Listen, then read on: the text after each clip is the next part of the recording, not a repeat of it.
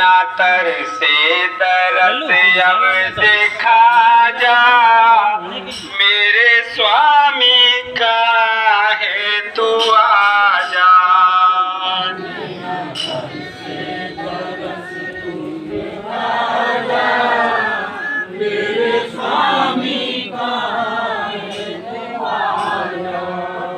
तेरे दर्शन को नैना है प्यासे, तेरे दर्शन को नैना है प्यासे, तेरी मूरत को हरदम तलाशे, तेरी मूरत को हरदम तलाशे। प्यासे नैनों की प्यास बुझा निकला। मेरे स्वामी का है तू आजा। प्यासे नैनों की प्यास बुझा जा,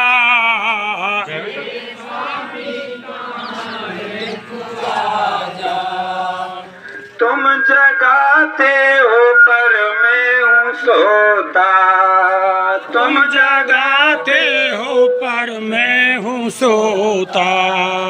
तेरी आज्ञा का पालन न होता, तेरी आज्ञा का पालन न होता। मुझे अभागे को स्वाति जल पिला जा, मेरे स्वामी का है तू आजा।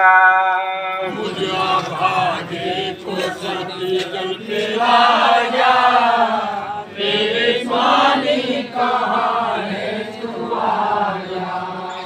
तेरा दर्शन हुआ आज सपना, तेरा दर्शन हुआ आज सपना। ध्यान में भी तुम देते दर्शना, ध्यान में भी तुम देते दर्शना। मुझे अभागे को दर्शन दिखा जा, मेरे स्वामी का है तू आजा। मुझ अभागे को दर्शन देखा जा, मेरे स्वामी झंडा नैना तर से दरस अब देखा जा, मेरे स्वामी का है तू आजा। नैना तर से तू देखा जा, मेरे स्वामी का है तू आजा। जय गुरुदेव, जय गुरुदेव।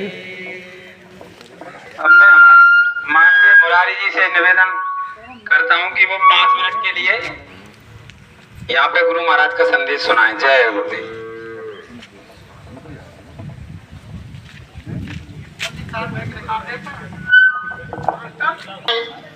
गुरु भाई बहन धर्म प्रेमी जोर से बोलेंगे भाई साहब, जय गुरुदेव, जय गुरुदेव, जय गुरुदेव, जय गुरुदेव। जय गुरुदेव नाम किसका? प्रभु का, जय गुरुदेव नाम किसका? प्रभु का, प्रभु का पावन प्यारा नाम, जय गुरुदेव। कलयुग का कल्याणकारी नाम, जय गुरुदेव। ये नाम नहीं इंसान का, ये नाम है भगवान का, ये काम नहीं इंसान का, ये काम है भगवान का। प्रेम से बोलो जय गुरुदेव, जय गुरुदेव, जय गुरुदेव। सर्वसमर्थ सर्वव्यापक गाड़ी में विराजमान, सबके घट घट में विराजमान गुरु महाराज के चरण कमलों में कोटि कोटि बार नमन। पूजनीय वंदनीय देवतुल बुजुर्गों, हमारे काफिले के साथ में चल रहे गुरु भाई बहनों, गांव की सती सी सीता सावित्री की पावन भूमि पर पैदा होने वाली माता बहन देवियों, नौजवान साथियों, नन्हे मुन्ने बच्चे और बच्चियों, सभी को हमारा हाथ जोड़ के सादर जय गुरुदेव। देखो प्रेमियों, आज बड़े सौभाग्य का दिन है। ऐसे अवसर जीवन में कभी कभार आते हैं। ये आपकी हमारी कोई इसमें वो नहीं है, ये तो दया का इनका खेल है।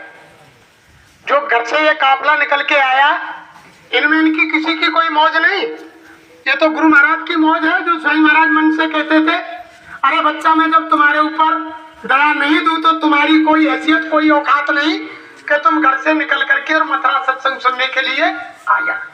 पहले मैं ऊपर से दया करता हूं, तब तुम मन बनाते हो, तब मेरे पास आते हो। तो हमारी इनकी और आपकी कोई किसी की औकात नहीं कि हम आपके गांव में आ सकते, लेकिन ये गुरु महाराज की दया मौज हुई तो आपके गांव में आज ये बाबा जय गुरुदेव जी महाराज का साकार का प्रचार का रथ और पूरा यानी कई जिलों का काफला आपके गांव में आया। आपके गांव का हम यानी प्रेम देख करके अब हम क्या कहें कि गुरु महाराज की ऐसी दया हुई, इतने भावुक प्रेमी आके हमारे भाई लोगों का और गुरु महाराज का जो हार्दिक स्वागत हमारे यहाँ के प्रेमियों ने किया, मैं इनको बार बार धन्यवाद करता हूँ, बार बार इनके चरणों में जय गुरुदेव करता हूँ। देखो प्रेमियों, महात्माओं के वचन अटपटे होते हैं। गुरु महाराज ने कहा कि भाई भाई में प्यार मोहब्बत कौन लाएगा? जय गुरुदेव। जन जन में प्यार मोहब्बत कौन लाएगा? और अब क्या हो रहा है? अब क्या हो रहा है? हम तुम सभी जय गुरुदेव वाले ही तो हैं। कोई उज्जैन चला गया, कोई मथुरा चला गया, कोई नैनसारण चला गया, कोई गुरु महाराज को यानी मानने वाले दूसरे को नहीं मानते। आज क्या हो गया कि एक दूसरे की शक्ल देखना पसंद नहीं कर रहे, एक दूसरे की शक्ल देखना पसंद नहीं कर रहे। और गुरु महाराज ने क्या कहा कि भाई भाई में प्रेम कौन लाएगा? जय गुरुदेव। जन जन में प्यार मोहब्बत कौन लाएगा? और अब क्या हो रहा है? अब क्या हो रहा है? जिन्होंने नामदान लिया, गुरु महाराज के सानिध्य में गए और फिर भी लोग भटक गए, धोखा खा गए। लेकिन गुरु महाराज ने कहा, प्रेमियों ध्यान से सुनो, जिस समय काल भगवान से जीवात्माएं लाई गई तो काल पुरुष ने कहा कि देखो, जब जब तुम धरती पर तुम्हारी आत्माओं को लेने आओगे तो धरती पर यानी कोई भी तुम यानी चमत्कार नहीं दिखलाओगे।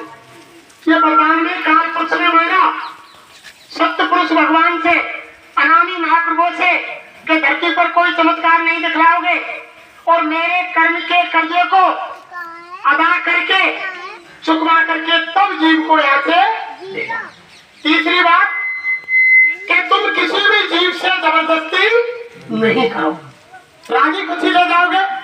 चौथी बात फिर काल ने कहा कि महाराज मेरी एक बात और है, उसको तुम स्वीकार करें अनामी महाप्रभु से, गुरु महाराज से, कि देखो जहां जहां तुम्हारा स्थान बनेगा और जहां जहां तुम रहेंगे तो मेरे जीव भी तुम्हारे साथ, तुम उनको निकाल नहीं सकते हो, मेरे जीवों को तुम्हारे आजू बाजू से भगा नहीं सकते हो, ये मेरा वरदान स्वीकार करो। तो गुरु महाराज ने मन से कहा, सबने सुना, अरे बच्चा इस संगत में काल के जीव प्रवेश कर गए हैं, उन्होंने टाट भी पहना है, उन्होंने नामदान भी लिया है, लेकिन समय आने पर वो काम किसका करेंगे? काल का, दयाल का काम नहीं करेंगे। और गुरु महाराज ने देखो पहले कहा, स्वामी महाराज ने मन से कहा, रे बच्चा जब तुम जय गुरुदेव बोलोगे तो मैं, स्वामी जी ने कहा कि तुम जय गुरुदेव बोलोगे तो मैं मिलूंगा। और हम तुम क्या कह रहे हैं? स्वामी जी की तस्वीर पर लिखते, जितने भी बड़े बड़े राष्ट्रीय वक्ता थे सब बोलते कि युग परिवर्तक बाबा जय गुरुदेव, अनामी महाप्रभु बाबा और परम संत बाबा।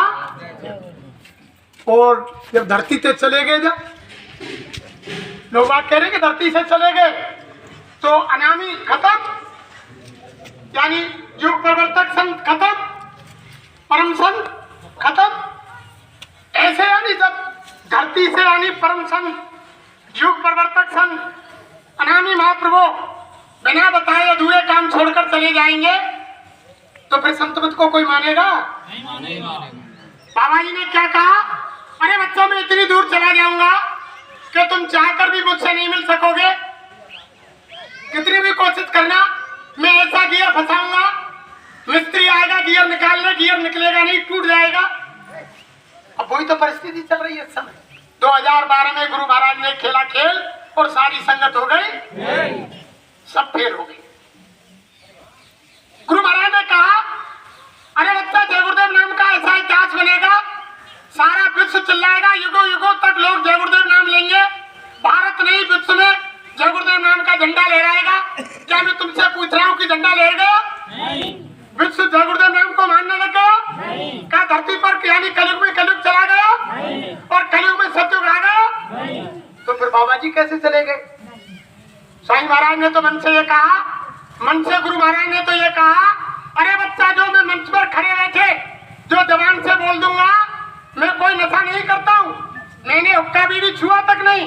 नशे की बात तो छोड़ो, आप पी सकते हैं, गुरु महाराज बोले आप हुक्का बीड़ी पी सकते हैं, मैंने तो छुआ तक नहीं। मैं कोई नशा नहीं करता हूँ, मैं जो भी वचन बोलता हूँ होश वाच में बोलता हूँ, खड़े बैठे मंच से, नीचे कुर्सी से, कैसे भी बोलूं। गुरु महाराज बोले ये तो हो सकता है कि आसमान जमीन पर आ सकता है, पूरब में सूरज उदय न होकर पश्चिम में हो सकता है, जमीन रसातल को जा सकती है, लेकिन मेरे मुख से निकला हुआ वचन इधर उधर होने वाला। जय गुरुदेव। साईं महाराज ने बताया कि मेरे काम को कोई करने से रोक नहीं सकता और मेरे काम को कोई दूसरा नहीं सकता। तो बता, कलयुग में कलयुग जाएगा और कलयुग में सतयुग आएगा कि 40 करोड़ चेला करेंगे? नहीं। कोई यानी धरती पर सतयुग 40 करोड़ चेला लाएंगे? नहीं। कलयुग में कलयुग को 40 करोड़ चेला विदा करेंगे? नहीं। कौन करेगा काम को? जय गुरुदेव। फिर क्यों धोखा खा रहे? फिर क्यों धोखा खा रहे? गुरु महाराज ने तो साफ शब्दों में कहा, आपने सुना नहीं मन से?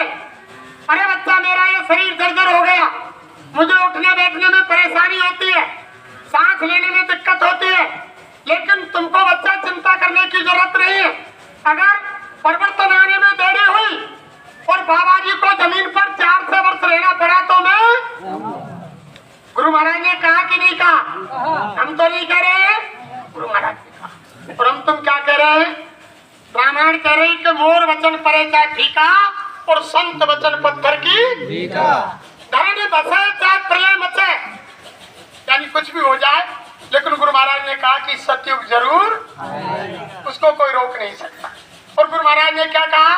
अरे बच्चा, अगर तुमसे कोई कहे कि बच्चा कलयुग चला गया, तुम कहना कि नहीं, और कोई कहे कि सतयुग आ गया, तुम कहना बच्चा कि नहीं। इसकी घोषणा साईं महाराज ने कहा कि इसकी घोषणा कौन करेंगे? बाबा जी। और कितने दिन पहले करेंगे? 10 महीने पूर्व। साईं महाराज ने कहा कि इसकी घोषणा बाबा जी करेंगे।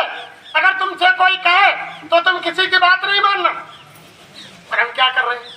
अरे संतों के वचन प्रेमियों पटे होते हैं। देखो, एक संत थे, रास्ते में जा रहे थे, एक पेड़ पहले टूट गया था, उसका जमीन में जड़ खड़ा हुआ था कुछ ऊपर। महात्मा को ठोकर लगी। महात्मा ने कहा तुम ध्वस्त हो जाओ, तुम ध्वस्त हो जाओ। लोगों ने सुना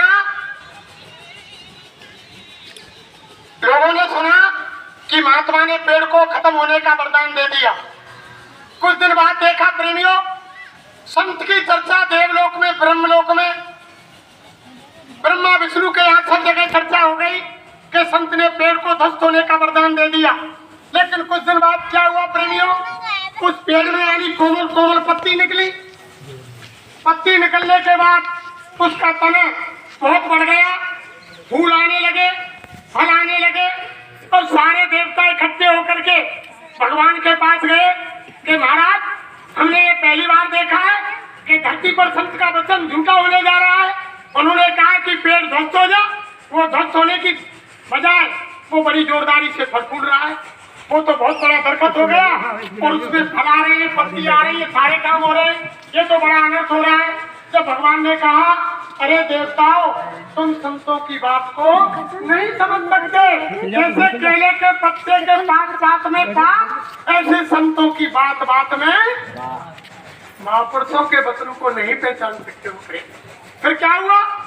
फल से जब पेड़ लग गया प्रेमियों, और भगवान ने कह दिया देवताओं से धरती पर इंसानों को कि तुम घबराओ मत, ये संत का वचन है, ये झूठा नहीं जाएगा, ये पेड़ ध्वस्त होगा।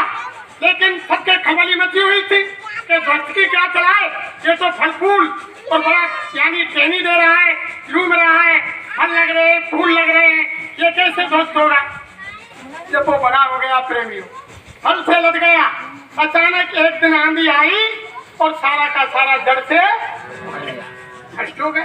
तब लोगों को विश्वास आया कि संत वचन पलटे नहीं, पलट जाए। महात्माओं के वचन कभी झूठे नहीं जाते हैं। कोई भी वचन, महात्माओं के वचनों को कोई प्रेमी काट नहीं सकता। देखो गुरु महाराज ने कहा, अरे देखो वो इमरजेंसी आई जब गुरु महाराज ने प्रचार किया कि नसबंदी करना और गर्भपात करना महान पाप है। एक तरफ तो रामायण कह रही है कि बड़े भाग्य मानस तन पावा, सुर दुर्लभ सदग्रंथन गावा। दूसरी तरफ हमारी सरकार यानी बच्चे के आने के रास्ते को बंद कर रही है, तो ये बड़ा यानी अनर्थ होना है। तो गुरु महाराज ने प्रचार किया उस समय साईं महाराज को उस समय की प्रधानमंत्री ने और जेल में डाल दी।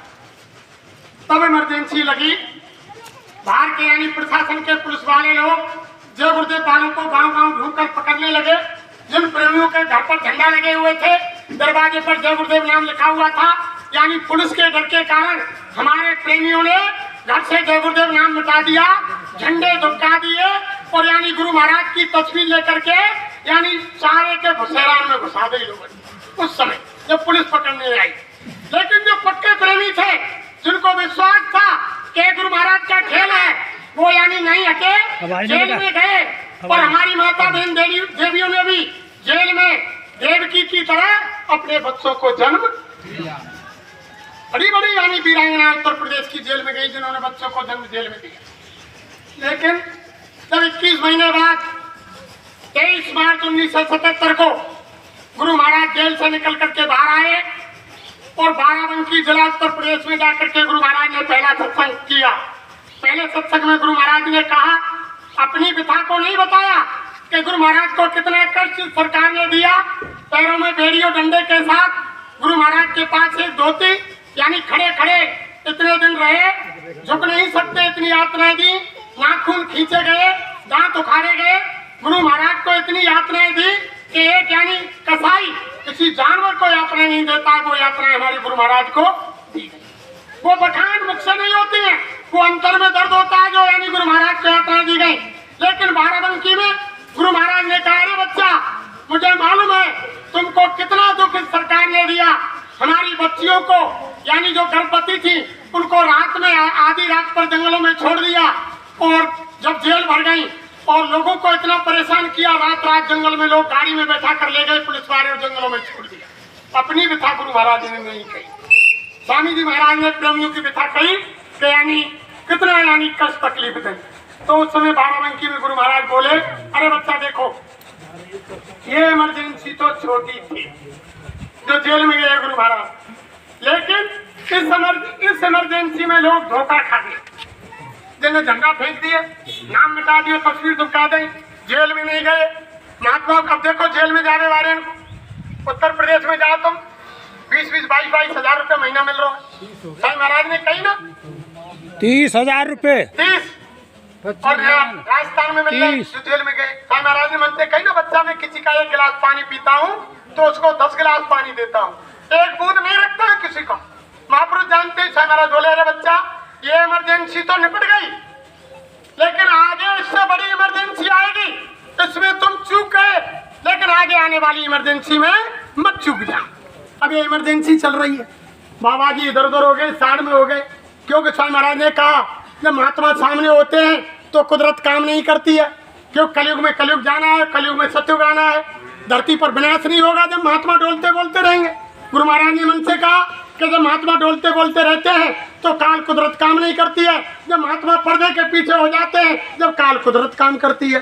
तो पर्दे के पीछे तो इसलिए जाना पड़ा गुरु महाराज। तो गुरु महाराज ने कहा कि उससे जबरदस्ती इमरजेंसी आएगी उसमें तुम चूक मत जाना।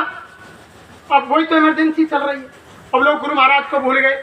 गुरु महाराज ने कहा कि मेरे पास इतना समय नहीं है कि मैं पीछे मुड़कर देखूं। तुम मेरे पीछे पीछे चले आओ और मैं तुमको देखूं और तुम उसको देखो, तीसरे को बीच में खड़ा मत कर दो।